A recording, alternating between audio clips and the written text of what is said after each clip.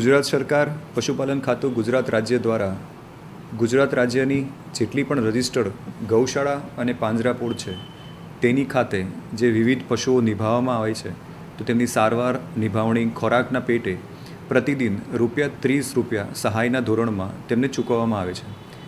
દર 3 મહિને આ પોર્ટલ આઈ ખેડૂત પોર્ટલ ઉપર ઓપન થતું હોય છે અને વર્ષ 24-25 માટે એપ્રિલ 24થી લઈ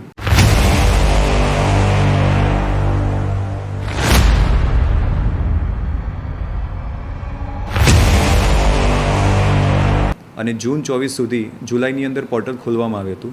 એમાં કુલ 30 સંસ્થાઓની અરજી આવેલી હતી ઓનલાઈન અને તે પૈકી કુલ 27 સંસ્થાઓના 6053 પશુઓ માટે ₹1,65,24,690 પ્રતિદિન ₹30 લેખે પશુપાલન ખાતું ગુજરાત રાજ્ય ગાંધીનગર તેમજ ગૌ સેવા ગૌચર વિકાસ બોર્ડ દ્વારા તેમને ચૂકવવામાં આવેલા છે। આવી જ રીતે આ પોર્ટલ જુલાઈ, ઓગસ્ટ અને સપ્ટેમ્બર પૂર્ણ થયા બાદ ઓક્ટોબર માસની અંદર 1 ઓક્ટોબરથી 15 ઓક્ટોબર માટે ફરીથી ખોલવામાં આવશે।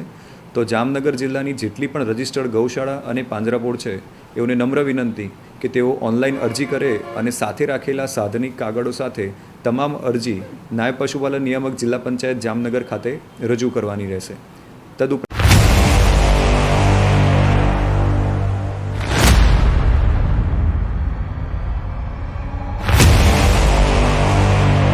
આપ સૌ જાણો છો કે સેવા સેતુ પ્રોગ્રામ જે અત્યારે હાલમાં ચાલી રહ્યો છે એમાં વિવિધ ગામમાં પશુપાલન ખાતું ગુજરાત રાજ્ય તેમજ જિલ્લા પંચાયતના પશુપાલન શાખા દ્વારા વિવિધ તાલુકા પશુ ચિકિત્સા અધિકારીઓ પશુ દવાખાના દ્વારા વિવિધ ગામની અંદર કેમ્પની કામગીરી કરવામાં આવે છે। તદુપરાંત હાલમાં જ 15/9/2024થી આપણે સૌ જાણીએ છીએ કે FMD-CP એટલે કે ખરવા મુવાસાના રોગને ભારત સરકારની નેમ છે કે 2030ની અંદર એને સદંતર નાબૂદ કરવામાં આવે તેના ભાગરૂપે FMD-CP એટલે કે foot and mouth disease programme control પ્રોગ્રામનો 5મો રાઉન્ડ એની શરૂઆત થઈ ગઈ છે। તો જામનગર જિલ્લાના તમામ પશુપાલકોને એકને નમ્ર વિનંતી કે ત્વરિત નજીકના પશુ ચિકિત્સા અધિકારી પશુ દવાખાનાનો સંપર્ક કરે અને ખરવા મુવાસાની રસી પોતાના પશુઓને તુરંત જ મુકાવે। તે ઉપરાંત ભારત સરકાર તેમજ ગુજરાત સરકાર દ્વારા એક આપણે સૌ જાણીએ છીએ કે KCC પશુપાલન કિસાન ક્રેડિટ કાર્ડ પશુપાલન એનું પણ અત્યારે કેમ્પેઇન 15/9થી સ્ટાર્ટ થઈ ગયો છે।